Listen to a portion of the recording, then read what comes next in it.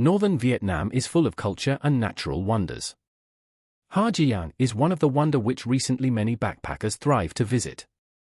Ha Giang is a province in the northeast region of Vietnam, impresses visitors with its high karst plateau, steep hills, winding roads and ethnic diversity. During my 30 days long backpacking in the beautiful Vietnam, these landscapes and natural wonders made me speechless and breathless. No words can describe my joy of happiness and thrill to explore these wonderful hilly areas. Approximately around 300 kilometers away from the capital city of Vietnam, Hanoi, it boasts of having breathtaking landscapes, meetings with local ethnic minorities and learn from their life stories are nowhere can be found in the world. I was fortunate to travel with my Vietnamese friends whom I got to know through popular travel site called couchsurfing.com. Since spoken English is very limited among the locals, it will be difficult to travel alone. However, many adventurous travelers are riding to this beautiful spot by motorbike nowadays. There are many buses ply from Hanoi to Ha Giang daily. Buses are available from 6 p.m. onwards till 9:30 p.m. and it will take approximately 7 hours to reach Ha Giang town. These night buses arrive Ha Giang very early, but most bus companies let customers stay on board and continue sleeping till sunrise. We started our travel on this bus and reached Ha Giang town very early. Since we didn't have much time to spend, we directly went to Bong Hostel where we have orally informed about our arrival. However, their check-in formalities are a bit strict and we cannot wait till noon. We started to explore for other hotels. Easily we found a wonderful stay at Hotel Viet Trung, which was posh as well as cheap compared to Bong Hostel. Everything was possible because of my Vietnamese friends, only because local language plays an important role here. Soon we got freshen up and started to wait the taxi driver whom we arranged upon arrival. On our arrival, we felt that Ha Giang was very quiet little city nestled in the beautiful mountains. The province of Ha Giang is located in the far north of Vietnam, surrounded by Cao Bang, Tuyen Quang, Lao Cai and Yen Bari, and contains Vietnam's northernmost point. It shares a long border with the south of China. There are 10 districts including Bac Quang, Quang Binh, Xin Man, Hoang Su Phi, Vai Du Yen, Quan Ba, Yen Min, Dong Van, Meo Vac, Bac Mi and one city, Ha Giang City.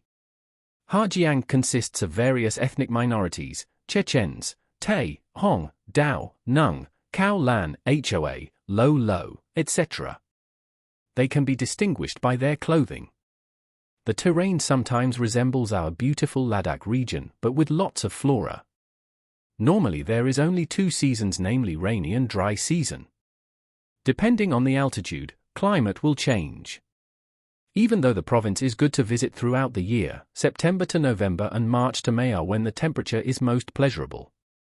Since we have traveled in the month of July, we had a mixed feel of hot and chilled climate which was superb. Upon arrival of our taxi driver, we started our trip. One important thing I forgot to jot here. Ha Giang is sadly the last place in Vietnam where foreigners are required to obtain a permit to travel. These permits are required to travel on the road north from Tam Son to Dong Van and Meo Vac.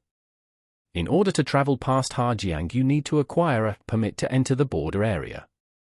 You can get this permit in the Ha Giang Immigration Office, which is situated at Pha 15A, Tran Phu, which was around 2 kilometers from our hotel. You need your passport to obtain this permit, and for foreigners it will cost around $10. For local residents, no need of this permit. Sometimes this permit is known as Dong Van Geopark permit also. Our trip was to beautiful Dong Van, which was situated north of Ha Giang, near the Chinese-Vietnamese border. This plateau is covered by karst mountains. Roughly around 150 kilometers from Ha Giang city, it took around 6 to 7 hours to our final destination. The route was so much pleasurable and thrilling to watch around. After around 50 kilometers, we reached to a place called Quan Ba, popularly known as Heaven Gate. We had some nice mountain tea from a tribal shop.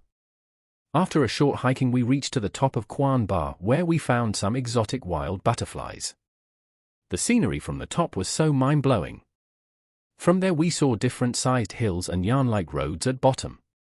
We can also spot beautiful terraced paddy fields at bottom, which was mesmerizing. This place also known as Gateway to the Dong Van Geological Park. Roughly this place is around 1,500 meters above sea level. We continued our drive. Though roads were like zigzag, the condition of roads were very good. We never felt challenging even though it was a mountainous drive. On the way we have witnessed the beautiful Twin Hills too. Unspoilt nature. We felt really wonderful. Both sides of the road were steep mountains. Sometimes we will spot some beautiful paddy fields, in between some cute tribal homes, some fresh springs, chilled atmosphere. It was awesome moments for us. Sometimes tribal kids are waving to us with their beautiful innocent smiles. Since we were on taxi, we felt to stop at each viewpoint, but we felt each spot was better than earlier. Soon we reached another beautiful place called Yen Min. After having a delicious food, we started our trip. Yen Min, Dong Van Pass, was really awesome with misty silent hills, windy roads with gorgeous high mountains, and a few villages in the valleys. On the way we spent some time with tribal kids and people. Also time with paddy field farmers was awesome. Some tribal people gave us water and fruits too for free. After a short while we entered into Dongvan district. We saw some nice old homes with wooden columns and mud walls. The karst plateau is created by at least 80% limestone and many fossils of ancient creatures species from 400 to 600 million years ago. Its average elevation is 1,400 to 1,600 meters above sea level. We saw different colored hills at different altitudes. Finally we reached our destination called Longsu. Around 25 kilometers north of Dongvan and right on the Chinese border, Longsu is a massive flag tower erected in 2010 to mark the northernmost point of Vietnam. Built on the top of Dragon Mountain and modeled on the flag tower of Hanoi. Plug in the 12.9 meters flagstaff is a national flag with an area of 54 square meters, representing for 54 ethnic groups of Vietnam. The staircase that leads to the summit has 389 stone steps, but to reach the top of the tower, we must also climb a spiral iron staircase of 140 steps. The views across rural villages are stunning. You'll need to show your passport and permit twice, at the local tourist police and army checkpoint near the base of the tower, before ascending to the top.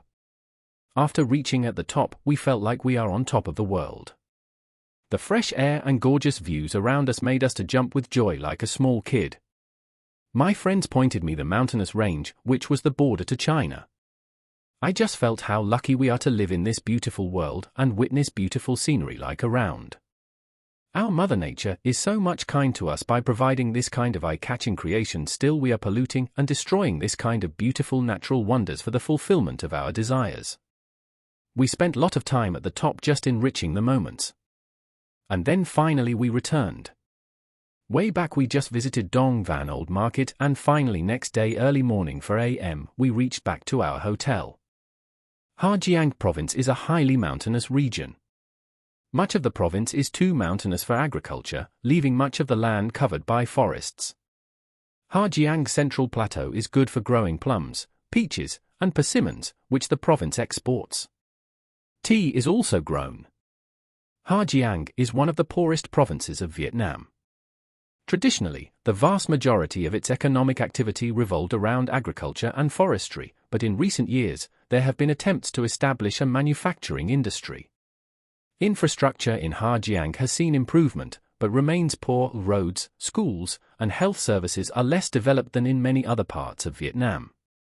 Since the designation of Dong Van Karst Plateau Geopark in 2010, the tourism industry has been growing.